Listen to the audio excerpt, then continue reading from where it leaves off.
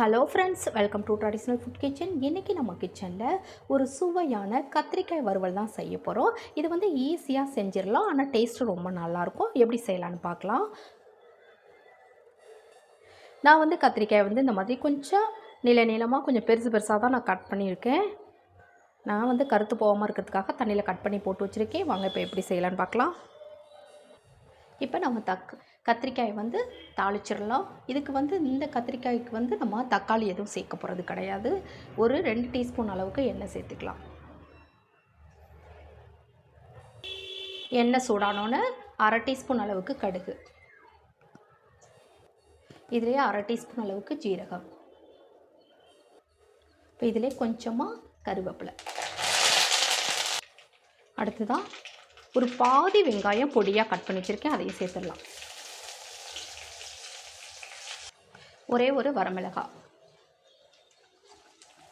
இப்போ வெங்காயம் நல்லா வதங்கிடுச்சு. இப்போ இதில் நம்ம கட் பண்ணி வச்ச அந்த கத்திரிக்காயை சேர்த்துடலாம்.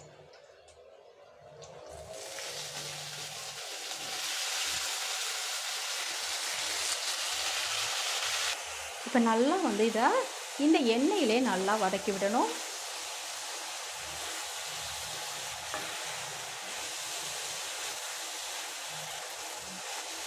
ஒரு 2-3 நிமிஷத்துக்கு நல்லா இது வதக்கி விடணும். உங்களுக்கு தேவைன்னா கொஞ்சமாக தண்ணி தெளித்து விட்டு கூட நீங்கள் வதக்கிக்கலாம், கொஞ்சம் வேகணும் அப்படின்னா. நான் தண்ணி சேர்க்காம தான் இதை வந்து வேக வச்சு நம்ம செய்ய போகிறோம்.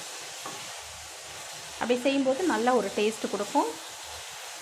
இப்போ நல்லா கலந்து விட்டாச்சு. இப்போ இதை அப்படியே ஒரு 3 நிமிஷத்துக்கு மூடி போட்டு மூடிடலாம். இதை வந்து இடையில நல்லா வந்து கலந்து விடணும். இப்போ இது அப்படியே இருக்கட்டும். இப்போ ஒரு பேன் வச்சுருக்கேன். அதில் 2 டேபிள் ஸ்பூன் அளவுக்கு வேர்க்கடலை, ஒரு 5-6 பல் பூண்டு, ஒரு 5 வரமிளகாய், நீங்கள் காரத்துக்கு தகுந்த மாதிரி சேர்த்துக்கோங்க, 1/2 டீஸ்பூன் அளவுக்கு மிளகு. இப்போ இதை நல்லா வாசனை வர அளவுக்கு நல்லா வறுத்து விட்டுறலாம். நம்ம வந்து எண்ணெயெல்லாம் எதுவும் சேர்க்க வேணாம், அப்படியே ட்ரையாகவே ரோஸ்ட் பண்ணிக்கலாம். நம்ம வந்து கத்திரிக்காயை வந்து இடையில நல்லா கலந்து விட்டுறணும்.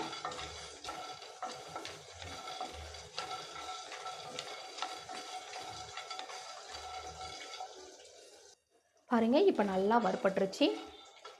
இப்போ நல்லா வறுபட்டதுக்கு பிறகு இதை ஆற வச்சுட்டு கொஞ்சம் குறப்பாக நம்ம அரைச்சி எடுத்துகிட்டு வந்துடலாம்.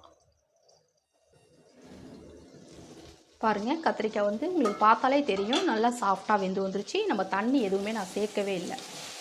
நல்லா மூடி வச்சு ஒரு 3 நிமிஷம் வந்து இந்த மாதிரி அந்த எண்ணெயிலே நல்லா வேக விட்டேன். பாருங்கள், நல்லா வெந்து வந்துருச்சு. இந்த மாதிரி நல்லா சாஃப்டாக வெந்துடணும். இப்போ இதில் ஒரு 1/4 டீஸ்பூன் அளவுக்கு மஞ்சள் பொடி,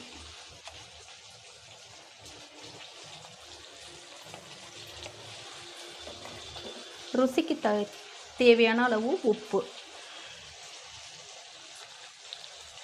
இதுக்கு வந்து நீங்கள் கொஞ்சம் கல் உப்பு சேர்க்காமல் இந்த மாதிரி கொஞ்சம் தூள் உப்பு சேர்த்துக்கிட்டிங்கன்னா ஈஸியாக இருக்கும். ஏன்னா நம்ம வந்து தண்ணி சேர்க்காமல் பண்ணுறதுனால உங்களுக்கு தூள் உப்பு தான் எல்லா கத்திரிக்காயிலையும் கரெக்டாக போய் சேரும். இப்போ இதை நல்லா கலந்து விட்டுறலாம். இப்போ நல்லா ஒரு 2 நிமிஷம் வந்து மஞ்சள் பொடியெல்லாம் சேர்த்து நல்லா கலந்து விட்டுட்டேன். பாருங்கள், நல்லாவே சாஃப்டாக வெந்துருச்சு. இப்போ நம்ம பாருங்கள், நான் வேர்க்கடலையெல்லாம் சேர்த்து குறன்னு அரைச்சி எடுத்து வந்துருக்கேன். இப்போ அதை சேர்த்துடலாம். இப்போ இதை நல்லா கலந்து விட்டுறலாம்.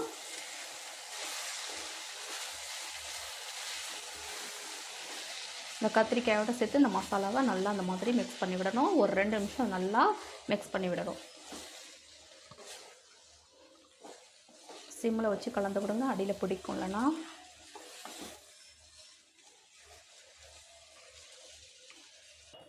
பாருங்கள், இப்போ ரெடி ஆகிடுச்சு. ரொம்ப டேஸ்ட்டாக இருக்கும் இந்த கத்திரிக்காய் வறுவல். தயிர் சாதத்தோடு சேர்த்து சாப்பிடும்போது ரொம்ப சூப்பராக இருக்கும்.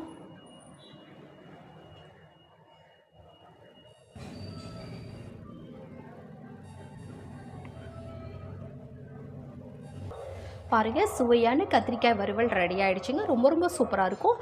இது தயிர் சாதம் மட்டுமல்ல, ரச சாதம், சாம்பார் சாதம் எல்லாத்துக்கூடவும் சேர்த்து சாப்பிடும்போது ரொம்ப சூப்பராக இருக்கும். இந்த மாதிரி ட்ரை பண்ணி பாருங்கள். நான் செய்த இந்த வீடியோ உங்களுக்கு பிடிச்சிருந்ததுன்னா மறக்காம உங்கள் ஃப்ரெண்ட்ஸ் ரிலேட்டிவ்ஸ்